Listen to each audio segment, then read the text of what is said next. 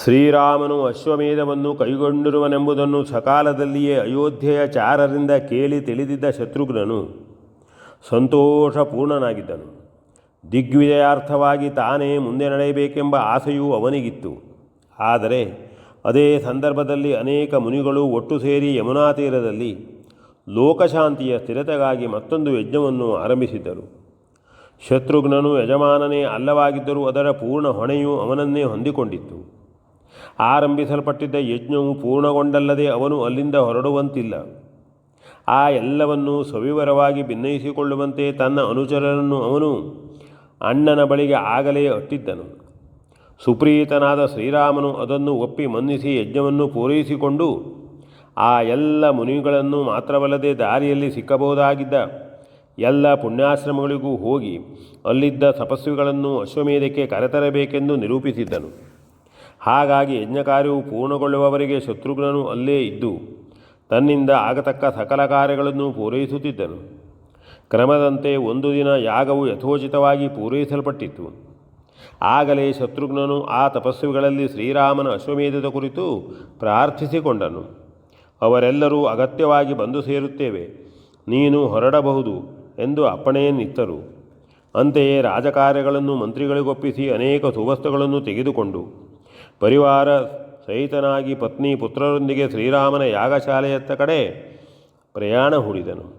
ಶತ್ರುಘ್ನನ ಪತ್ನಿಗೆ ಬಹುದಿವಸಗಳ ಮೇಲೆ ಬಂಧುಗಳನ್ನೆಲ್ಲ ನೋಡಿ ಆನಂದ ಪಡುವ ಸಂದರ್ಭವೂ ಬಂತಲ್ಲ ಎಂದು ಎಲ್ಲಿಲ್ಲದ ಉತ್ಸಾಹವಾದರೆ, ಹೇಗಾದರೂ ಮಾಡಿ ಸೀತಾದೇವಿಯನ್ನು ಕರೆದುಕೊಂಡೇ ಹೋಗಬೇಕೆನ್ನುವ ಆಸೆಯು ಶತ್ರುಘ್ನನಿಗೆ ಮೇರೆ ಮೀರುತ್ತಿತ್ತು.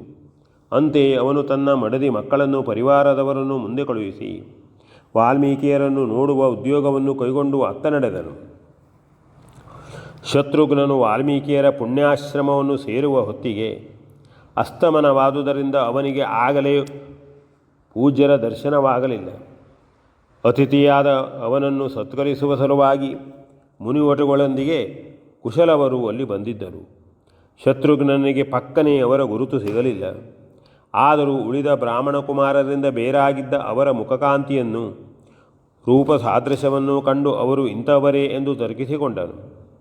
ಅಂತೆಯೇ ಅವರನ್ನು ಬಳಿಗೆ ಕರೆದು ಕುಳ್ಳಿರಿಸಿಕೊಂಡು ಅವರ ಮೈದಡವಿ ಮಾತಾಡಿಸಲು ಉಪಕ್ರಮಿಸಿದನು. ಅಪರಿಚಿತನು ತಮ್ಮನ್ನು ಹೀಗೆ ಸಮೀಪಕ್ಕೆ ಕರೆದು ಬಂಧುವಿನಂತೆ ಮೈದಡವಿ ಮಾತಾಡಿಸುತ್ತಿದ್ದುದನ್ನು ನೆನೆಸಿಕೊಂಡು ಕುಶಲವರಿಗೆ ಆಶ್ಚರ್ಯವಾಯಿತು. ಅವರು ಅದಕ್ಕೆ ಹೆಚ್ಚು ಅವಕಾಶವನ್ನು ಕೊಡದೆ ಅಲ್ಲಿಂದ ಕಾಲ್ತೆಗೆದರು. ಅವರಿಗೆ 12ನೇ ವಯಸ್ಸು ನಡೆಯುತ್ತಿತ್ತು.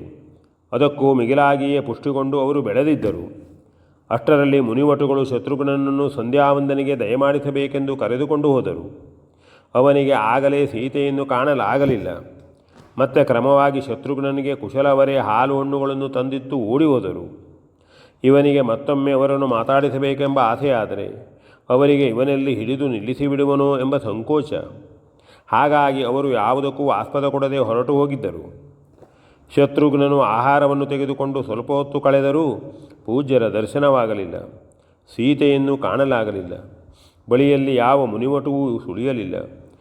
ಹಚ್ಚಿದ ಹಣತೆಯ ಜ್ಯೋತಿಯ ಮುಂದೆ ಒಬ್ಬನೇ ಆಗಿ ಕುಳಿತುಕೊಳ್ಳಬೇಕಾಗಿತ್ತು. ಮಕ್ಕಳಾದರೂ ಇಲ್ಲಿ ಅಡ್ಡಾಡಿದ್ದರೆ ಎಂದು ಮನಸ್ಸಿನಲ್ಲೇ ಎಣಿಸಿಕೊಂಡನು. ಹಾಗೆಯೇ ಕುಳಿತಿರಲು ಆರದೆ ಎದ್ದು ಅತ್ತಿತ್ತ ತಿರುಗಾಡತೊಡಗಿದನು. ಅದು ಮತ್ತಷ್ಟು ಬೇಸರಕ್ಕೆ ಕಾರಣವಾಯಿತು. ನೆಟ್ಟಗೆ ಸೀತೆ ಇದ್ದ ಕುಟೀರಕ್ಕೆ ಹೋಗೋಣವೆಂದು ಎಣಿಸಿದರೆ ಎಷ್ಟೋ ವರ್ಷಗಳ ಬಳಿಕ ತಾನಿತ್ತ ಬಂದುದು. ಹೇಗಿರುವಳೋ ಏನೋ, ಅಲ್ಲಿಯ ಸ್ಥಿತಿಗತಿಯೇ ಹೇಗೆಂದು ಒಂದೊಂದೇ ಯೋಚನೆಗಳು ಇವನನ್ನು ಬಾಧಿಸತೊಡಗಿದವು.